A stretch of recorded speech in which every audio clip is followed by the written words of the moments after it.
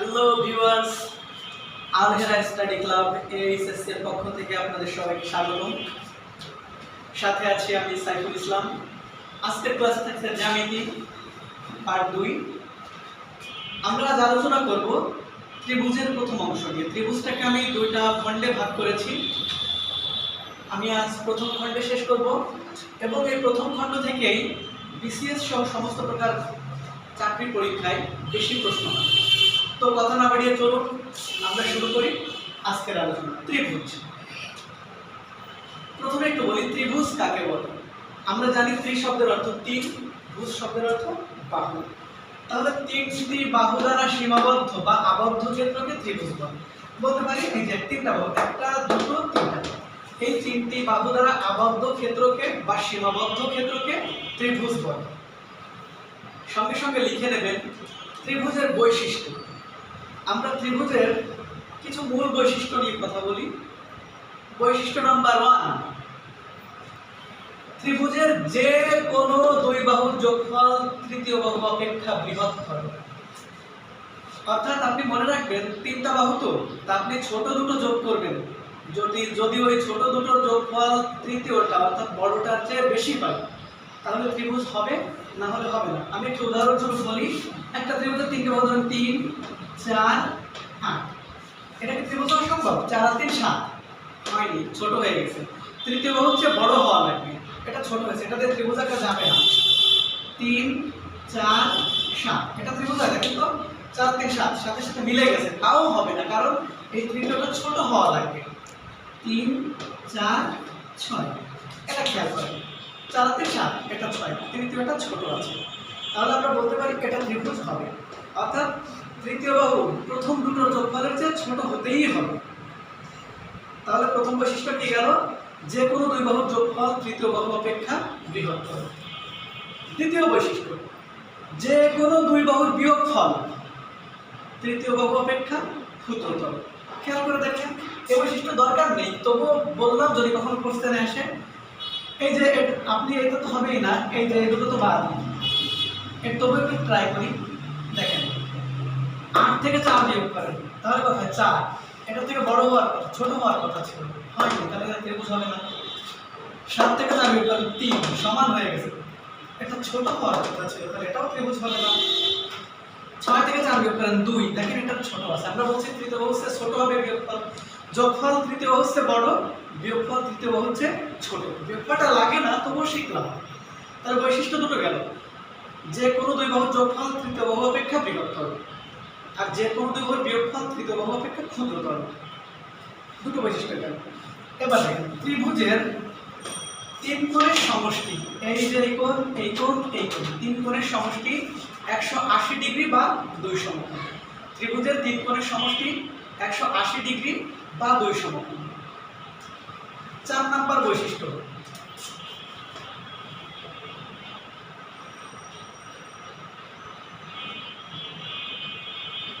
ত্রিভুজের যে কোনো বাহুকে বর্ধিত করলে উৎপন্ন বহিস্থ কোণ বিপরীত অন্তস্থ কোণ বা যোগফলের সমান। মানে এই যে আমরা আরো দুটো কোণ আজকে শিখতে পারলাম, বহিস্থ কোণ, অন্তস্থ কোণ। বহিস্থ কোণ হয় বহুভুজের, অর্থাৎ ত্রিভুজ, চতুর্ভুজ, পঞ্চভুজ, ষষ্ঠভুজ, যত প্রকার ভুজ আছে সবারই একটা বাহুকে বাড়ালে বাইরের কোণটাকে বলে বহিস্থ কোণ। তো আমরা ত্রিভুজের বহিস্থ কোণ নিয়ে কথা বলবো। এই বাহুটা আমি বাড়ালাম, ঠিক আছে, আমি বাড়ালাম এ বি সি ডি, এই সি কে ডি পর্যন্ত বাড়ালাম। এখানে যে কোণটা হলো এ সি ডি বহিস্থ কোণ। আর অন্তস্থ কোণ কি? ত্রিভুজের ভেতরের এই তিনটা কোণ হচ্ছে অন্তস্থ কোণ।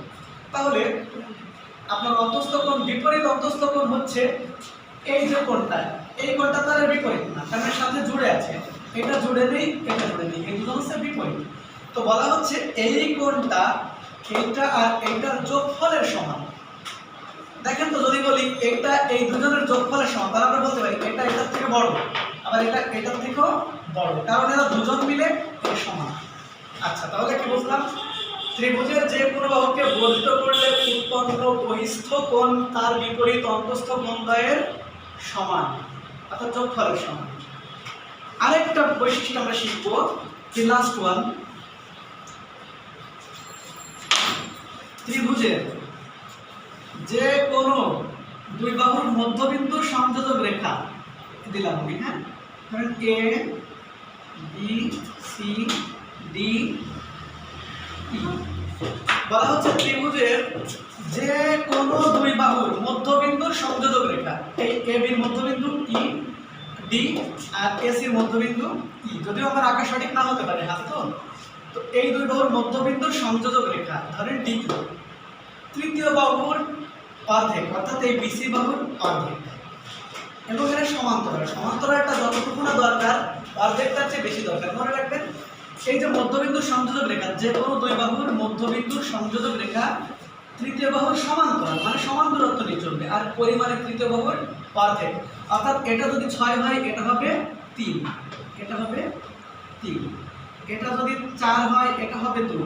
আপনাকে একটা কোশ্চেন দিতেই পারে, এ বি সি ত্রিভুজের এ বি এর মধ্যবিন্দু ডি এবং এসি এর মধ্যবিন্দু এ, বিসি যদি 8 সেন্টিমিটার হয় তাহলে ডিই কত সেন্টিমিটার? অবশ্যই অর্ধেক। বা বলতে পারে ডিই যদি 3 সেন্টিমিটার হয় তাহলে বিসি কত? 6 সেন্টিমিটার। ক্লিয়ার? এই বৈশিষ্ট্য গেল। এছাড়াও আপনারা নবম দশম শ্রেণীর জ্যামিতি বই থেকে যত প্রকার উপপাদ্য আছে সবগুলো সাধারণ নির্বাচন মুখস্থ করবেন। এটা আমি কাজ দিলাম, তোমার বাসার কাজ, কারণ এই প্রত্যেকটা উপপাদ্যই হচ্ছে এক একটা সূত্র বা বৈশিষ্ট্য। আচ্ছা, ত্রিভুজের সাধারণ বৈশিষ্ট্য চলে গেল। চলুন এবার আমরা ত্রিভুজকে ভাগ করি। প্রথমে আমি ভাগ করলাম কোণ ভেদে ত্রিভুজ। কোণ ভেদে ত্রিভুজ 3 প্রকার: সমকোণী ত্রিভুজ, স্থূলকোণী ত্রিভুজ, সূক্ষ্মকোণী ত্রিভুজ। দেখেন, সমকোণী ত্রিভুজ, যে ত্রিভুজের একটি কোণ সমকোণ তাকে কি বলে? সমকোণী ত্রিভুজ। দেখেন একটা কোণটা সমকোণ আছে, তাহলে সমকোণী ত্রিভুজ, তাই না? সমকোণী ত্রিভুজের এই সমকোণের বিপরীত বাহুকে বলে অতিভুজ। এটাকে কি বলে? অতিভুজ। অতিভুজ। আর এখানে যে কোণের মান দেওয়া থাকে তার বিপরীত বাহু লম্ব, বাকিটা ভূমি। এটা আমরা ত্রিকোণমিতিতে যে শিখবো। তো যাই হোক, আমি একটু আপনাদের বোঝানোর সাথে এইটাকে ধরে আমি মান দিলাম কোণের। এটা হলো লম্ব আর এটা হলো ভূমি। আমি যদি এই কোণের মান দিতাম তাহলে এটা হতো লম্ব, এটা হতো ভূমি, যাকে সেটা ত্রিকোণমিতিতে শিখবো। তো পিথাগোরাসের কথা মনে পড়ে যায়, সমকোণী ত্রিভুজ সামনে আসবে, তাই না? সমকোণী ত্রিভুজের সূত্র আছে একটা, অতিভুজ স্কয়ার। আমি লিখলাম অতি স্কয়ার, আপনারা ভুজ লিখে দেবেন। অতি স্কয়ার সমান লম্ব স্কয়ার যোগ ভূমি স্কয়ার। অর্থাৎ অতিভুজ স্কয়ার সমান লম্ব স্কয়ার যোগ ভূমি স্কয়ার। আচ্ছা, এই সূত্রটা খুব সুন্দর করে মাথায় রাখবেন। আপনাকে দিতে পারে একটা ত্রিভুজের লম্ব 3 সেন্টিমিটার এবং ভূমি 4 সেন্টিমিটার হলে অতিভুজ কত? আমি একটু এই অঙ্কটা আমরা করি। লম্ব 3 ভূমি 4, অতিভুজ কত? তাহলে দেখেন, লম্ব 3 স্কয়ার যোগ ভূমি 4 স্কয়ার সমান 9 যোগ 16 সমান 25। তাহলে অতি সমান কত হবে? এই স্কয়ারটার পাশে এসে রুট হয়ে গেল, 25 সমান 5। আমরা জানি রুট করলে প্লাস মাইনাস হয়, কিন্তু মনে রাখবেন যেগুলোর বাস্তব অস্তিত্ব আছে, দৈর্ঘ্য, প্রস্থ, উচ্চতা, টাকা, পয়সা, বয়স, এগুলো কখনো ঋণাত্মক মান হয় না। তাহলে এখানে অতিভুজ কত হলো? 5। আচ্ছা দেখুন, সমকোণী ত্রিভুজ গেল। এরপর আছে স্থূলকোণী ত্রিভুজ। স্থূলকোণী ত্রিভুজ এই যে ত্রিভুজের একটা কোণ স্থূলকোণ। স্থূলকোণ তো আমরা গতকাল শিখেছি, এই যে গত ক্লাসে শিখেছি 90 ডিগ্রির বড়। তো একটা কোণ স্থূলকোণ, তাকে কি ত্রিভুজ বলে? স্থূলকোণী ত্রিভুজ বলে। আচ্ছা, স্থূলকোণী ত্রিভুজ গেল। সূক্ষ্মকোণী ত্রিভুজ, দেখেন এখানে একটা কোণ ছিল সমকোণ, এখানে একটা কোণ স্থূলকোণ, এখানে কিন্তু 3টা কোণই সূক্ষ্মকোণ।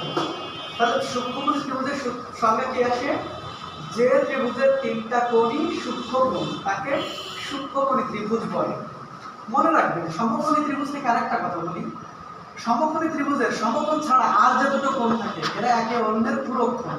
কারণ মোট 180 ডিগ্রি, এইটা গেল 90 ডিগ্রি, তাহলে এই দুটো মিলে 90 ডিগ্রি।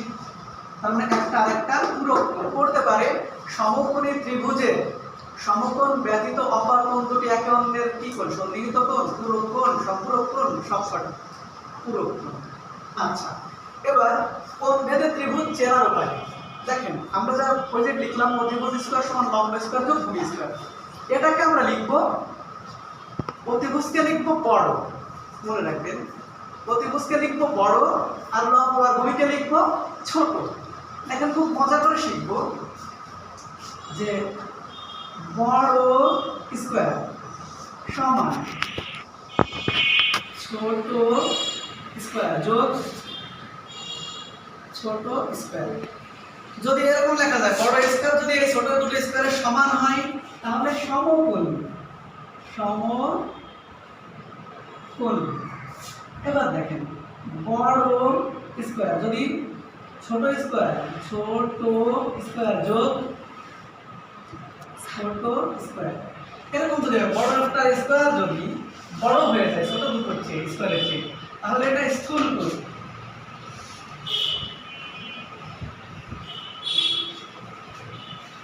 আর এই বড় স্কোয়ার ছোট স্কোয়ার যোগ ছোট স্কোয়ার, এই বড়টার স্কোয়ার যদি ছোট দুটোর স্কোয়ারের যোগফলের চেয়ে ছোট হয়ে যায় তাহলে সূক্ষ্মকোণ।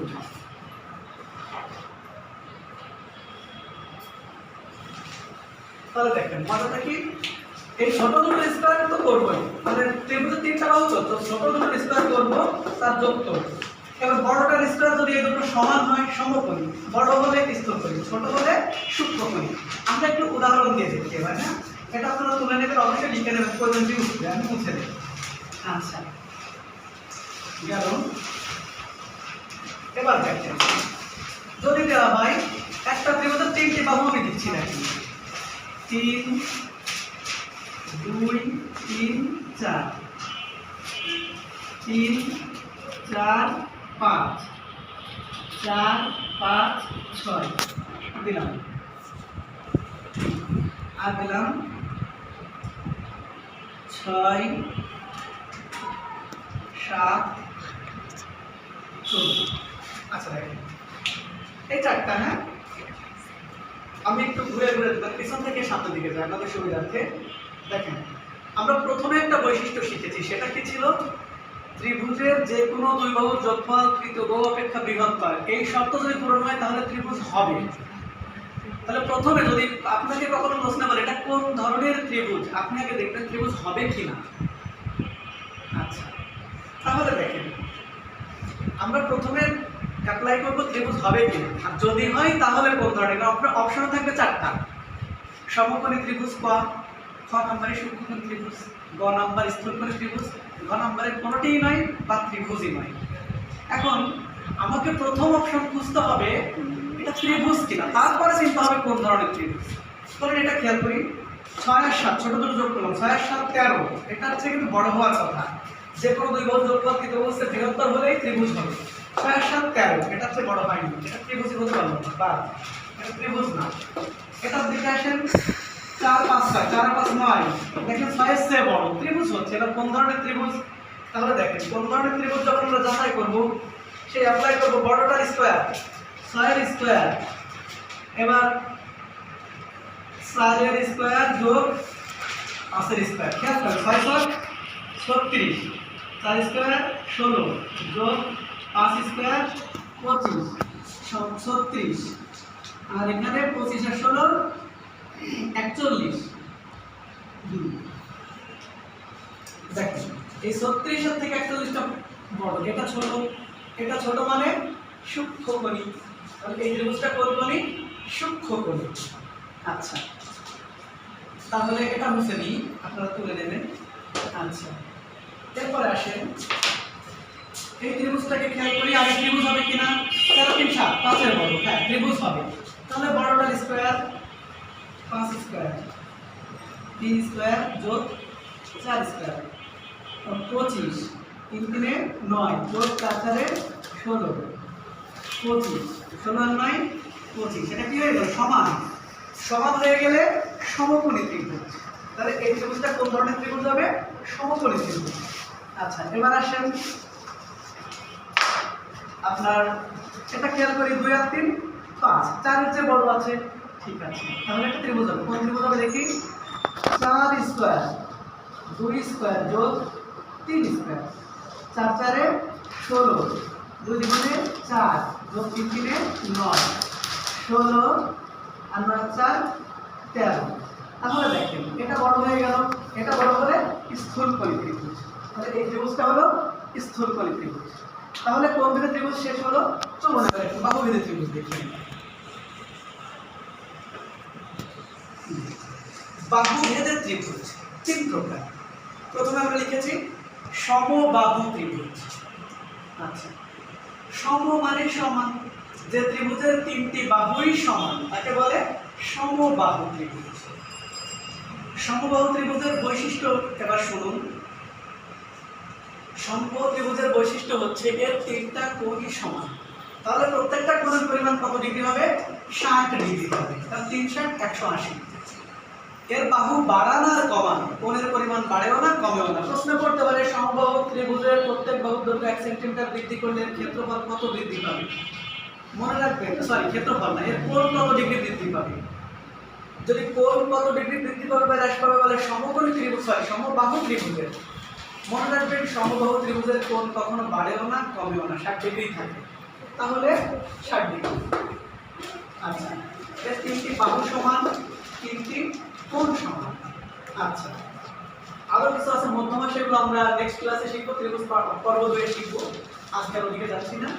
তো এখানে খেয়াল করেন ত্রিভুজের সমবাহু ত্রিভুজের একটু সূত্র দেখেন। সমবাহু ত্রিভুজের ক্ষেত্রফল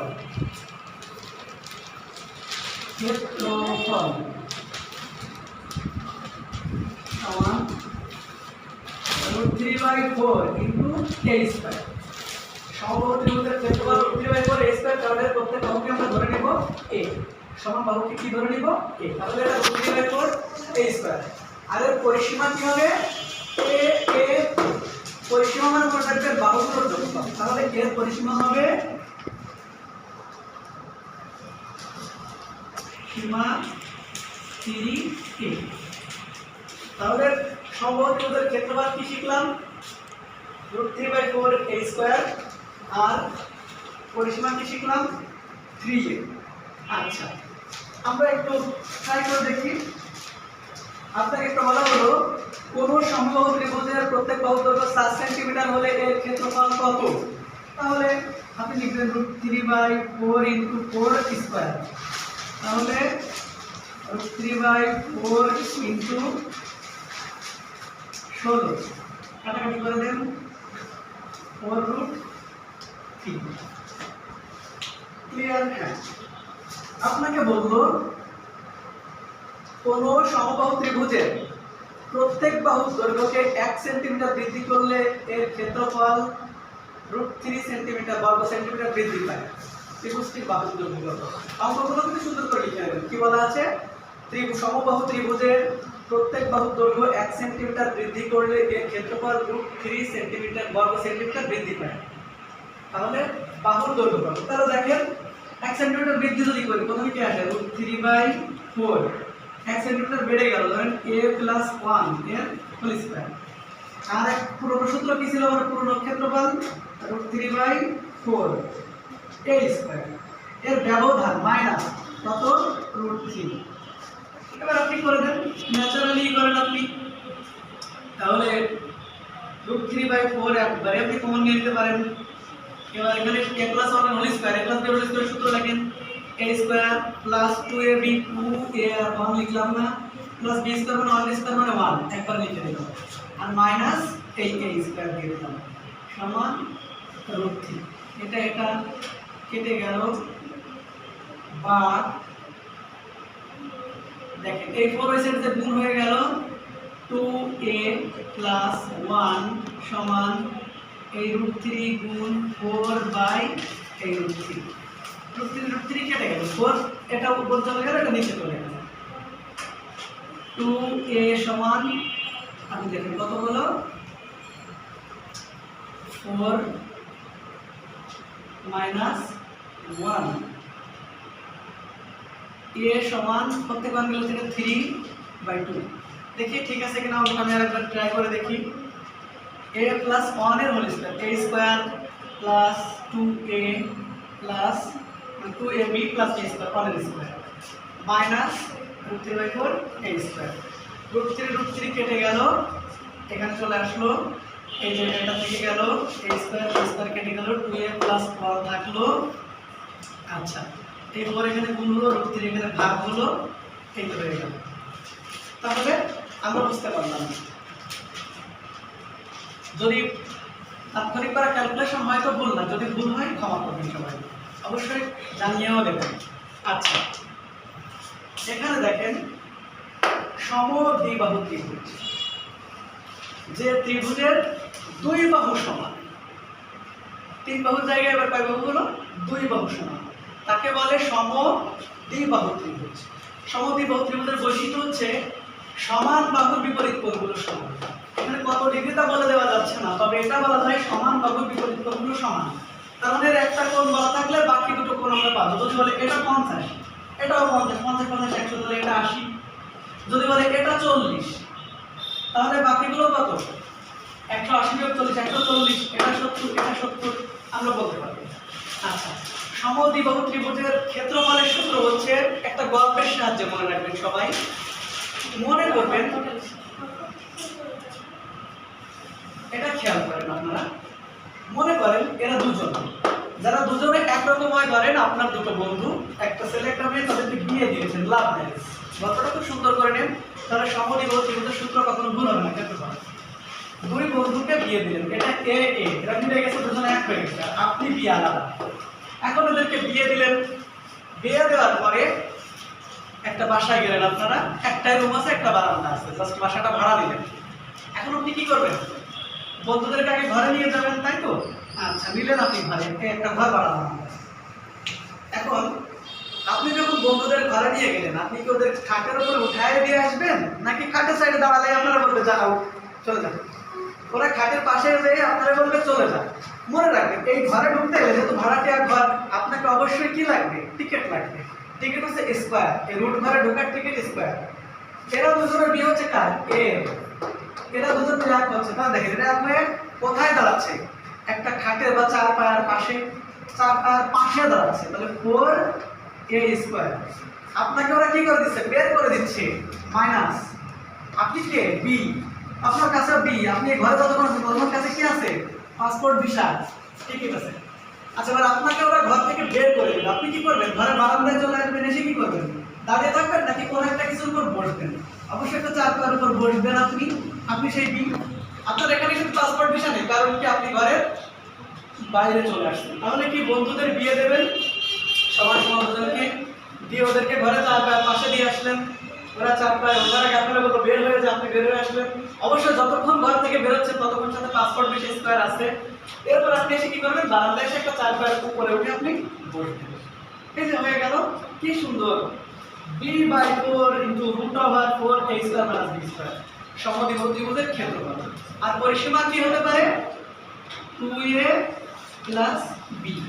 আচ্ছা, আমি পরিসীমার অঙ্ক করে দেইনি, যেমন সমবাহু ত্রিভুজের 3 গুণের মান যাতাই, এখানে 2a + b এর মান বসে হয়ে যাবে। একটা এর অঙ্ক দেখি, ক্ষেত্রফলের অঙ্ক দেখি। দেখেন, যদি বলা হয় সমদ্বিবাহু ত্রিভুজের সমান বাহুদ্বয়ের দৈর্ঘ্য 6 সেন্টিমিটার এবং অপর বাহুর দৈর্ঘ্য 8 সেন্টিমিটার, এর ক্ষেত্রফল কত? তাহলে সমদ্বিবাহু ত্রিভুজের সমান বাহুদ্বয়ের দৈর্ঘ্য কত? 6 সেন্টিমিটার, আর অপর বাহু 8। তাহলে আমরা একটু করি, দেখা যাক কি হয়। b/4, তাই তো? b/4 × √4a² - b²। দেখুন, b মানে কত? 1 × 8, 8/4 × 4a², 4 × 6² - 8²। আচ্ছা,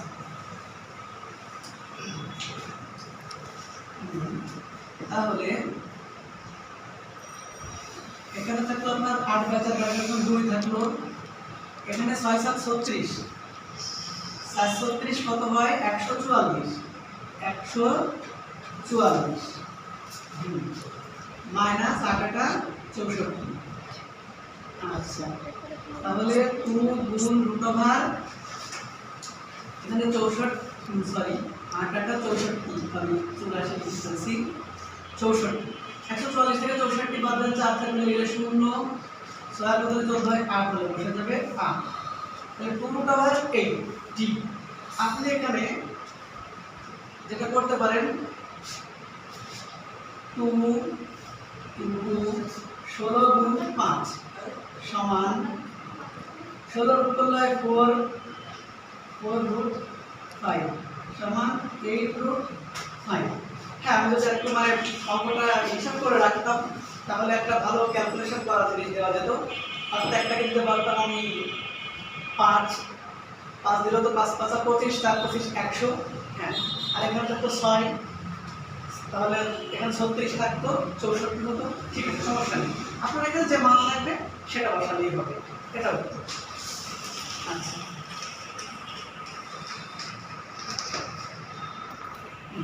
আমি আরো একটা করি আপনাদের ক্যালকুলেটরটা আছে। আচ্ছা, তাহলে এখানে দেখেন আরেকটা অঙ্ক যদি বলি যে সমান সমান বাহু, যে সমান বাহুর দৈর্ঘ্য 5 এবং অপোজিট বাহুর দৈর্ঘ্য 6, তাহলে দেখেন কত হয়। সমান বাহুর দৈর্ঘ্য 5, অপোজিট 6, তাহলে এখানে 6/4 root over 4 into 5 square minus 6 square সমান 6/4 ইন্টু 5 5 25 4 25 100 মাইনাস 6 6 36 সমান 6/4 ইন্টু রুট ওভার 100 থেকে 36 গেলে কত থাকে 64 সমান 6/4 64 রুট করলে হয় 8 2 12 একটা করব। হ্যাঁ, আচ্ছা, এবার শেষ পর্যায়ে চলে আসলাম বিষম বাহু ত্রিভুজ। বিষম বাহু ত্রিভুজ দেখেন, বিষম বাহু তার কোনো বাহুই সমান নয়। যে ত্রিভুজের কোনো বাহুই সমান নয় সেটাই হচ্ছে বিষম বাহু ত্রিভুজ। তাহলে এর কোনো সমান হবে না, যেমন এর 3টা কোণ সমান, কারণ 3টা বাহু সমান। এর বিপরীত বাহু মানে বাহুগুলোর বিপরীত কোণগুলো সমান, আর কোনো কোণ সমান নয় বিষম বাহু ত্রিভুজ। আচ্ছা, বিষম বাহু ত্রিভুজের ক্ষেত্রফলের সূত্র হচ্ছে, এর ক্ষেত্রফলের আগে আমরা একটু পরিসীমার সূত্র দিই। পরিসীমা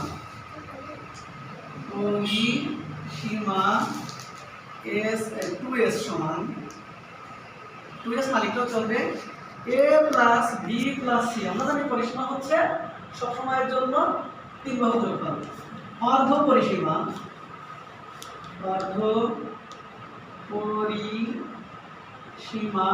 s সমান a plus b plus c by 2। পরিসীমা 2s সমান a plus b plus c, অর্ধ পরিসীমা s সমান a plus b plus c by 2। আচ্ছা, এবার ক্ষেত্রফল সমান root over s into s minus a into s minus b into s minus c। ক্ষেত্রফলটা কি দাঁড়ালো? Root over s into s minus a into s minus b into s minus c। এটা বিষম বাহু ত্রিভুজের ক্ষেত্রফলের সূত্র। আচ্ছা, এবার আমি একটা অঙ্ক করে দেখাই। অঙ্ক দেখেন, একটি ত্রিভুজের 3টি বাহু যথাক্রমে 3 সেন্টিমিটার, 4 সেন্টিমিটার ও 5 সেন্টিমিটার। ত্রিভুজটির ক্ষেত্রফল 3টি বাহু কত 3 4 5। তাহলে প্রথমে কি বেরোবে? এটার অর্ধ পরিসীমা s। দেখেন আমাদের ক্ষেত্রফলের সূত্রে s আছে, s এর সূত্র a plus b plus c by 2, অর্থাৎ অর্ধ পরিসীমা। তাহলে অর্ধ পরিসীমা একবারে বের করে আমি 3 যোগ 4 যোগ 5 বাই 2 সমান 4 দিয়ে 7 12 বাই 2 কত হয় 6। একবারই করলাম। হ্যাঁ, এবার ক্ষেত্রফলের সূত্রটা লিখে ফেলি। 6 ইন্টু 6 মাইনাস এর মান কত 3, 6 মাইনাস বি মান 4, c 6 মাইনাস c মান 5 সমান 6 গুণ 3 গুণ 2 গুণ 1 সমান 328 দ্বিগুণে 36। 36 এর রুট করলে কত হয় 6। তাহলে ত্রিভুজের ক্ষেত্রফল সমান 6।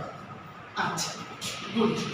এবার আমাদের মোটামুটি বলা যায় ক্লাসটা শেষ হলো। এবার আপনারা যেটা করবেন সেটা হচ্ছে, আমি 5টা সূত্র জাস্ট এক জায়গায় ক্ষেত্রফল লিখে দিচ্ছি। ক্ষেত্রফলের সূত্রগুলোই জাস্ট খাতায় রাখবেন, সুন্দর করে সাজিয়ে রাখবেন। আচ্ছা, দেখেন ক্ষেত্রফলের সূত্রগুলো একটু লিখি।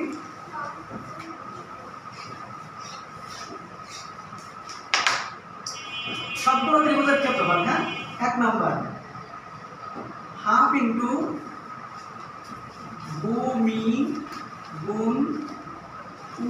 উচ্চতা, এটা কোন ত্রিভুজে লাগবে? সাধারণ অবলিক সমকোণী। যদি সিম্পল সাধারণ ত্রিভুজের সূত্র বলে, ত্রিভুজের ভূমি এত, উচ্চতা এত, ক্ষেত্রফল কত, ত্রিভুজের ভূমি 3, উচ্চতা 4, ক্ষেত্রফল কত, অথবা সমকোণী ত্রিভুজের লম্ব আর ভূমি দেওয়া থাকবে, সেক্ষেত্রে এই সূত্র ক্ষেত্রফলের। হ্যাঁ, 2 নম্বর সূত্র, হাফ AB sin থিটা। ত্রিভুজের যদি কোণ দেওয়া থাকে, আমি একটু লিখে দিই এখানে, দুইটি বাহু এবং অন্তর্ভুক্ত কোণ দেওয়া থাকে,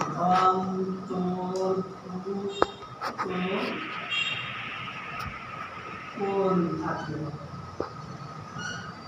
দুইটি বাহু দেওয়া আছে এবং তাদের অন্তর্ভুক্ত কোণ দেওয়া আছে, তাহলে ত্রিভুজটার ক্ষেত্রফল কত? ধরেন দেওয়া থাকলো একটি ত্রিভুজের দুইটি বাহু যথাক্রমে 3 সেন্টিমিটার ও 4 সেন্টিমিটার এবং এদের অন্তর্ভুক্ত কোণ 30 ডিগ্রি, তাহলে ত্রিভুজটির ক্ষেত্রফল কত? লিখবেন হাফ ইন্টু AB, মানে 3 গুণ 4, আর সাইন 30 ডিগ্রি, সাইন 30 ডিগ্রি মানে হাফ, সেগুলো ত্রিকোণমিতিতে যে শিখবো। তাহলে কাটাকাটি হয়ে গেল, 4 4 কেটে গেল, এই যে হাফের ওইদিকে হাফ এদিকে হাফ, 1/4, 4 এর সাথে কেটে গেল, থাকলো 3। যাই হোক, এটা আপনারা ক্যালকুলেশন নিজেরা করে নেবেন। 3 নাম্বার, √3/4 a স্কয়ার, এটা হচ্ছে সমবাহু। 4 number, b/4 4a square minus b square, এটা হচ্ছে সমদ্বিবাহু। সমদ্বিবাহু b/4, এটা √3। আর 5 number, s into s minus a into s minus b into s minus c, এটা হচ্ছে